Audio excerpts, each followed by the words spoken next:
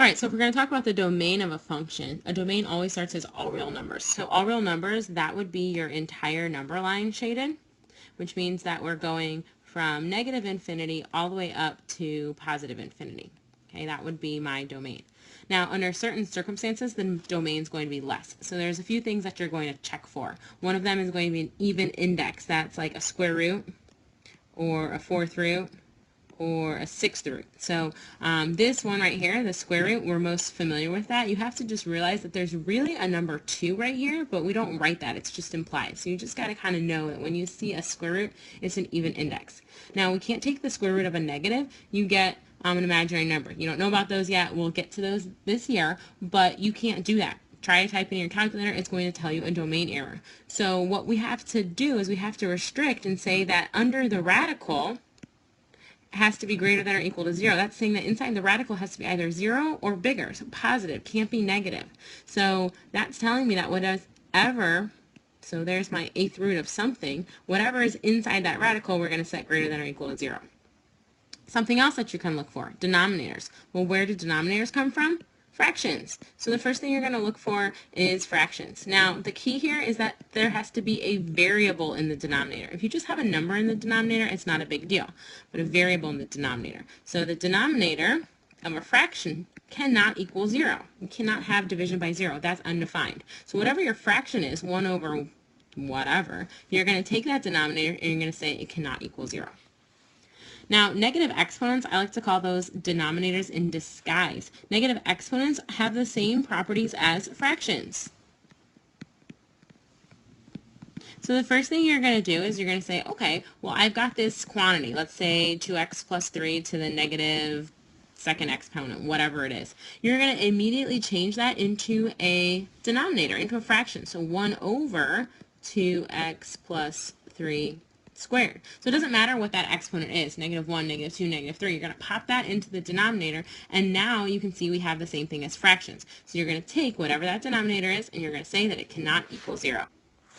Now the last one isn't really anything new. It's really just double trouble, okay? It's a double whammy. It's both things together. So we're going to say an even index in the denominator. So we have two situations going on here. That's going to be like 1 over the 4th root of something, okay? Well, we have the 4th root of that denominator, 4th root of whatever's in there, and a 4th root, an even index here, tells that it has to be greater than or equal to 0. So that's greater than or equal to 0.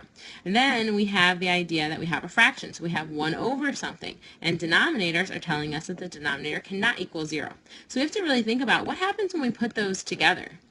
Greater than or equal to and not equal to. So when you combine those two statements, the equal to's kind of drop off, and you're saying that whatever you have has to be strictly greater than 0. So when you have an even index in the denominator, you're going to set whatever your quantity is greater than 0. All right, so let's go ahead and try some of these examples. What you're looking for here, example 2, we're just stating the domain. So A, we have f of x equals 7x squared minus 2x plus 1. What you're looking for is, do we have any radicals? No radicals. Do we have any fractions? No fractions. Do we have any negative exponents? No. So since we don't have any of those domain changers, our domain is not going to change. Our domain is going to stay all real numbers, which is from negative infinity to positive infinity. Now look at example B. What do we have? We have this negative exponent. So if you go back to your cheat sheet that we just wrote down all the properties of domain restrictions, you have a negative exponent. Well, a negative exponent is the same as a fraction. So the first thing we're going to do is we're going to convert this into a fraction, and we'll have 4 over x minus 7. So now I have x minus 7 in the denominator. Remember, variable in the denominator, that's what makes your domain change. So my denominator, which is x minus 7, cannot equal 0. So that means that x cannot equal 7. So all we're doing is we're solving that tiny little equation. Well, now we're going to have to write our domain. Well, if x cannot equal 7, what can x equal? X can equal anything in the entire world except for 7. So if we wanted to represent that on a number line, I would put my 7 here. I would have an open circle because x cannot be 7. 7 is not included. But it can be anything else in the entire world, meaning anything bigger and anything smaller. So now we notice we've got 2 different intervals on our number line, which means I'll have 2 different intervals for my answer. So on the left, I'm going from negative infinity all the way up to 7 with parentheses not included there because the 7 is an open circle. And then the right interval is going from 7 all the way up to positive infinity. And those are joined by a union because your answer is going to be either bigger than 7 or less than 7, but it's not going to be both. Now, looking at example C, we have a radical. We have an even index. You have to remember that when you just see a square root, that's going to be an index of 2. This negative 5 here is just a coefficient. Take a look at example F. You see this little 3 right here? That's your index. So negative 5 is actually just a coefficient, so it's not going to affect our problem at all. What we have to take into consideration is that even index, that radical. So if you look at your cheat sheet, that's telling you that what's inside the radical, which is x plus 1, has to be greater than or equal to 0. So if we go ahead and solve this inequality, we will see that x has to be greater than or equal to negative 1. So what does that mean for our interval notation? Well, negative 1. And x has to be greater than or equal to. So we're going to have a closed circle there, and greater than or equal to means we're shading to the right. I've got one interval on my, or one shaded area on my number line, so I'll have one interval. My shading starts here at negative 1. It's a closed circle, so I'm going to need a bracket, and it goes all the way up to positive infinity, which will need a parenthesis.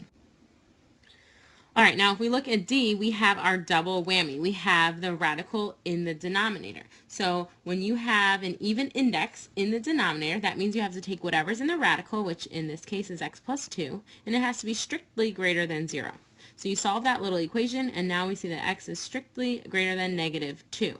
So thinking about our number line, negative 2 is going to be on there. It's strictly greater than, so we're talking open circle. Greater than is to the right. So we've got one shaded area on our number line, so we're going to have one interval.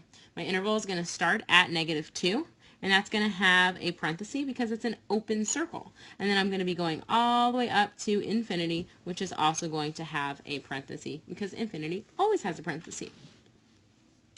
Okay, example E. So example E, we have a fraction. So we see that we have a denominator, and for fractions, we know that our denominator has cannot equal 0. So I'm going to take my denominator, which is 6x plus 7, and I'm going to say it cannot equal 0. And then I have to solve that little equation. So you're going to subtract your 7, divide by 6, and we'll see x cannot equal negative 7 over 6. Well, what does that mean? That means that x can be anything in the entire world except for negative 7 over 6. So if I were to draw that out on my number line, negative 7 over 6 being the important number, okay, x cannot be that. So that means that has to be an open circle because that's not part of my answer, but it can be anything else. So anything to the right and anything to the left. So we're back like example B where we've got two shaded regions on my number line. So on the left-hand side, we're starting with that left arrow, which means we're starting at negative infinity, parenthesis because it's infinity, and we're going all the way up to the point on our number line, which is negative 7, 6. Now that point is an open circle, so we're going to go ahead and put a parenthesis, and then I'm starting my right region over here, negative 7, 6, and I'm going all the way up to positive infinity. And we're going to go ahead and connect those with a union also because your answer is either going to be negative 7 over 6 or less than negative 7 over 6, sorry, or bigger than negative 7 over 6, but not both. Now, this last one here, we've got this cube root.